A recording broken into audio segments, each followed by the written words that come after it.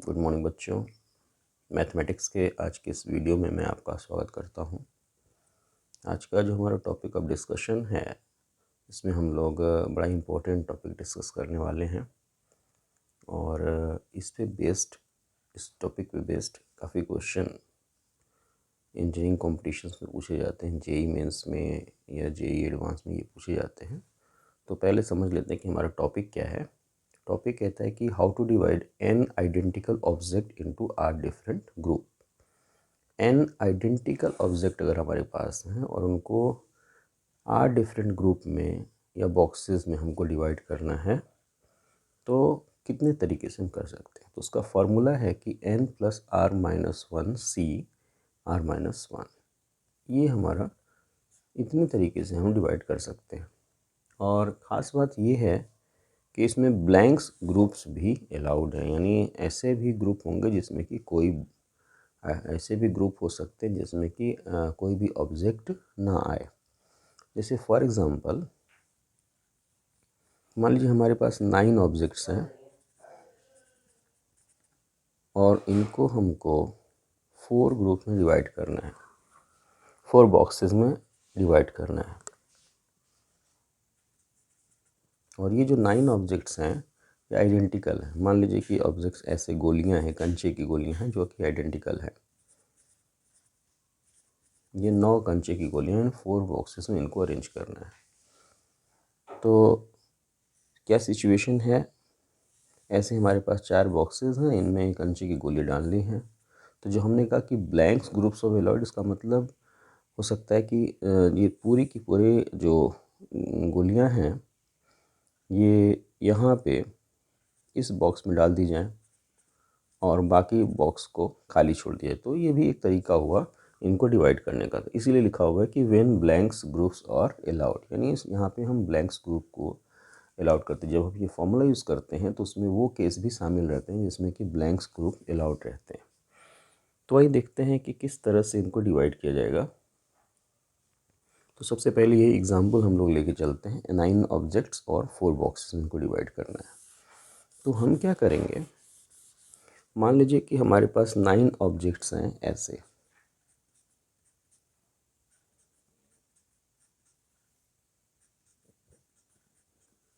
ये 9 ऑब्जेक्ट्स हैं और ये सब आइडेंटिकल, बिल्कुल एक जैसे, इनमें सिमिलरिटी बिल्कुल ये सिमिलर हैं और कोई इनमें डिफरेंस नहीं है। तो इनको हमको डिवाइड करना है 4 बॉक्सेस में। तो हम क्या करेंगे कि 3 सेपरेटर्स लेंगे, ऐसे 3 ऐसे सेपरेटर्स लेंगे और इनको हम यहाँ पे एडजस्ट करेंगे, इन 3 सेपरेटर्स को। तो जैसे ही 3 सेपरेटर यहाँ पे एडजस्ट होंगे, ये पूरा का पूरा जो 9 ऑब्जेक्ट्स हैं ये 4 पार्ट्स में डिवाइड हो जाएंगे। जैसे पहला सेपरेटर हमने यहाँ रख दिया, दूसरा सेपरेटर यहाँ रख दिया, तीसरा सेपरेटर यहाँ रख दिया। तो अब ये पूरा का पूरा जो 9 ऑब्जेक्ट है वो 4 पार्ट में डिवाइड हो गया। ये फर्स्ट पार्ट, ये सेकंड पार्ट, ये थर्ड पार्ट, ये फोर्थ पार्ट। यानी फर्स्ट बॉक्स में ये 2 ऑब्जेक्ट जाएंगे, सेकंड बॉक्स में 2 जाएंगे, थर्ड बॉक्स में 4 जाएंगे और फोर्थ बॉक्स में ये आपका 1 जाएगा। या ऐसा भी हो सकता है कि ऐसे आपके ऑब्जेक्ट्स हैं,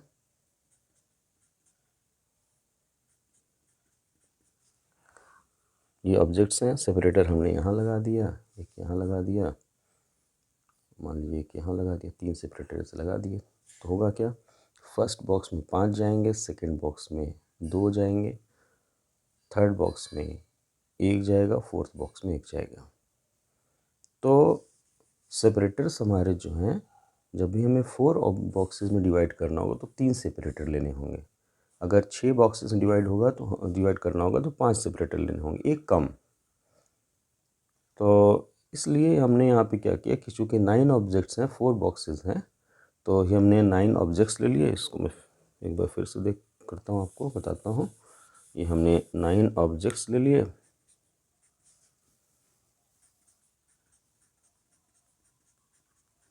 और 3 से, चूँकि 4 बॉक्सेस हैं तो सेपरेटर हमको 3 लेना होगा। 3 सेपरेटर यहाँ कहीं भी आ जाएंगे, वो पूरा का पूरा सिस्टम 4 पार्ट में डिवाइड हो जाएगा। तो ये 3 सेपरेटर ले लिए।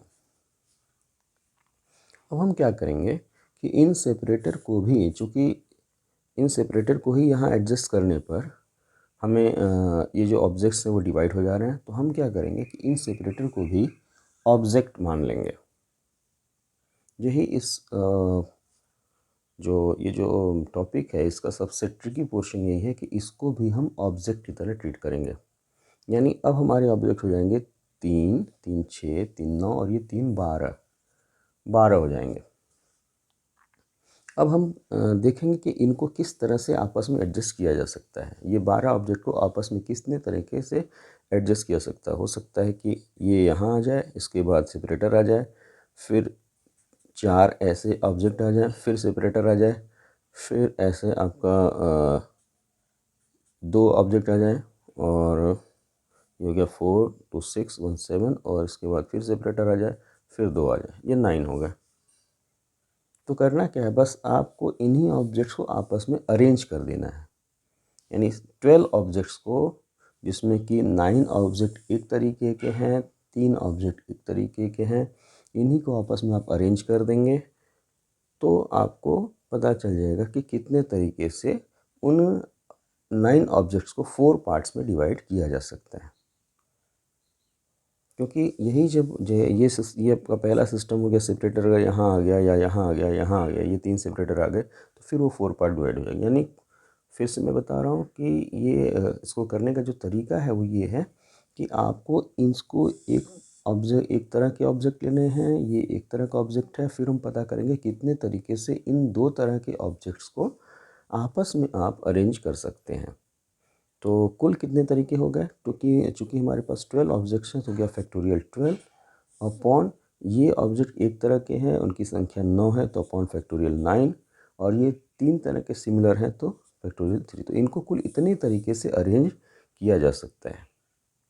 तो यानी 12 इंटू 11 इंटू 10 इंटू फैक्टोरियल 9 हो जाएगा, अपॉन फैक्टोरियल 9 हो गया, 9 फैक्टोरियल 9 कैंसिल, और फैक्टोरियल 3 मतलब हो गया 6, 6 2 जा 12, यानी 220 हो जाएगा। मल्टीप्लाई करेंगे आप 220 तरीके से इन 9 ऑब्जेक्ट्स को आप 4 बॉक्सेस में अरेंज कर सकते हैं।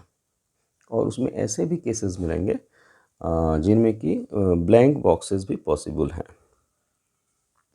तो ये आपका प्रोसेस है इसको करने का। अब आइए एक और एग्जांपल ले लें। जैसे मान लीजिए हमारे पास 12 ऑब्जेक्ट्स रहते हैं, हमारे पास 12 ऑब्जेक्ट्स रहते हैं, और 12 ऑब्जेक्ट, ये सभी ऑब्जेक्ट आइडेंटिकल होंगे, बिल्कुल एक जैसे होंगे, और 5 बॉक्सेस रहते हैं, 5 बॉक्सेस। अब आपको इनको अरेंज करना है। ये मान लीजिए इसको 7 बॉक्सेस ले लीजिए, वो आपको इनको अरेंज करना है बॉक्सेस में, इन ऑब्जेक्ट्स को।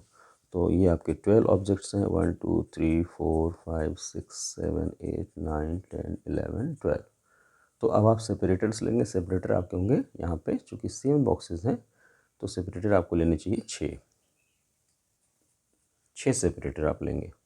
तो 1 2 3 4 5 6 सेपरेटर आपने लिए। अब देखेंगे आप, ये 7 पार्ट्स में डिवाइड हो गया। 1 first part, second part, third part, fourth part, fifth, six, seventh. यानी ये फर्स्ट बॉक्स में ये जाएगा, सेकेंड बॉक्स में ये जाएगा, थर्ड बॉक्स में ये जाएगा, फोर्थ बॉक्स में ये जाएगा, फिफ्थ बॉक्स में ये जाएगा, सिक्स बॉक्स में ये जाएगा, सेवन बॉक्स में ये जाएगा। तो आप जितने बॉक्सेस होंगे उससे एक का आपको सेपरेटर लेना है, और जो सेपरेटर है फिर उसको एक ऑब्जेक्ट मान लेना है। तो यानी अब कुल ऑब्जेक्ट की संख्या हो जाएगी 12, ये और 1 2 3 4 5 6 ये, कुल 18 ऑब्जेक्ट हो गए। यानी अब आप इनको अरेंज कैसे करेंगे, तो चूंकि 18 ऑब्जेक्ट कुल है तो फैक्टोरियल 18 तरीके से अरेंज कर सकते हैं, और उसमें ये जो 12 ऑब्जेक्ट हैं वो एक तरह के हैं तो अपॉन फैक्टोरियल 12, और ये जो सेपरेटर्स हैं वो एक तरह के हैं तो इंटू फैक्टोरियल, ये 6 सेपरेटर्स हैं इंटू फैक्टोरियल 6। तो इतने तरीके से इन 12 ऑब्जेक्ट को 7 बॉक्सेस में हम डाल सकते हैं। तो ये तरीका है। अब आइए इसी रिज़ल्ट को जनरलाइज करते हैं, एक फॉर्मूला डिस्कस करते हैं, फॉर्मूलेट करते हैं इस रिज़ल्ट को। तो देखिए क्या करेंगे, मान लीजिए हमारे पास n ऑब्जेक्ट्स हैं, आइडेंटिकल ऑब्जेक्ट्स हैं, और r बॉक्सेस हैं जिसमें कि इन n ऑब्जेक्ट्स को हमको रखना है। तो ये हमारे n ऑब्जेक्ट्स हो गए, ऐसे n ऑब्जेक्ट्स हो गए। अब चूँकि r बॉक्सेस में रखना है तो सेपरेटर आप इससे एक कम लेंगे, यानी r-1 लेंगे। 1 2 3 4 5 6 ऐसे सेपरेटर लेते हुए r-1 ये लास्ट का सेपरेटर है, तो ये r-1 सेपरेटर्स लेंगे जो कि इनको डिवाइड करेंगे। तो अब इन r-1 सेपरेटर्स को यहाँ पे आपको ऐसे अरेंज कर देना है, इसको ऑब्जेक्ट मान के आपस में इनको अरेंज करना है। तो ये मान लीजिए पहला सेपरेटर, दूसरा सेपरेटर, तीसरा, चौथा, ऐसे करते हुए आपके r-1 सेपरेटर, ये मान लीजिए लास्ट वाला सेपरेटर है, ये बीच में ये ऑब्जेक्ट्स हैं। तो कुल ऑब्जेक्ट की संख्या हो गई यहाँ पे, चूँकि सेपरेटर को भी हम ऑब्जेक्ट मान रहे हैं, तो n ऑब्जेक्ट हो गए और सेपरेटर हो गए r-1। r बॉक्सेस में रखना है तो r-1 सेपरेटर लेंगे आप, तो कुल ऑब्जेक्ट हो गए n प्लस r-1। ये हो गए हमारे टोटल ऑब्जेक्ट्स। और इन n प्लस r-1 ऑब्जेक्ट में से जो n ऑब्जेक्ट है वो एक तरह के हैं, तो फैक्टोरियल, ये फैक्टोरियल हो गया, और फैक्टोरियल n एक तरह के ऑब्जेक्ट हैं, और r-1 ऑब्जेक्ट जो है दूसरे तरह के, यानी सेपरेटर जो है एक ऑब्जेक्ट तरह ट्रीट हो रहा है, तो वो दूसरे तरह के ऑब्जेक्ट्स हैं। तो फैक्टोरियल r-1, यानी कुल तरीक़ों से जिसमें कि n ऑब्जेक्ट्स को r बॉक्सेस में अरेंज किया जा सकता है, उनकी संख्या हो जाएगी n plus r-1 upon factorial n factorial r-1। ये फॉर्मूला हुआ। एक बार फिर से समझ लीजिए, हमारे पास n ऑब्जेक्ट्स हैं, आइडेंटिकल ऑब्जेक्ट्स हैं, r बॉक्सेस में अरेंज करना है। तो r बॉक्सेस में अरेंज करने के लिए आपको वहाँ पे एक कम सेपरेटर लेना पड़ेगा, r-1 सेपरेटर लेने पड़ेंगे। अब इन r-1 सेपरेटर को हम ऑब्जेक्ट की तरह ट्रीट करेंगे, और यहाँ पे इन n ऑब्जेक्ट्स को और r सेपरेटर को ऐसे परमुटेट करेंगे, यानी अरेंज करेंगे। तो कितने तरीके से अरेंजमेंट हो सकता है, तो चूँकि कुल ऑब्जेक्ट की संख्या हो जाएगी n, ये वाले ऑब्जेक्ट्स हैं, और r-1 सेपरेटर हैं, तो टोटल ऑब्जेक्ट हो जाएंगे n प्लस r-1। तो अरेंजमेंट की संख्या हो जाएगी फैक्टोरियल n प्लस r-1। उसमें चूँकि n ऑब्जेक्ट एक तरह के हैं तो बटे n हो गया, और r-1 ऑब्जेक्ट दूसरे तरह के हैं तो वो भी सिमिलर ही हैं, बिल्कुल सेम एक जैसे ही हैं, तो फैक्टोरियल r-1, यानी कुल तरीक़ों की संख्या हो गई factorial n plus r-1 upon factorial n factorial r-1। इसी चीज़ को हम लोग लिख सकते हैं n plus r-1 c r-1। ये आपका फॉर्मूला है, और इस फॉर्मूले पे हम लोग अगला मेरा जो वीडियो होगा उसमें इसी फॉर्मूले पे हम लोग कुछ क्वेश्चंस को डिस्कस करेंगे जो इस बार जेईई मेंस में आए हुए हैं।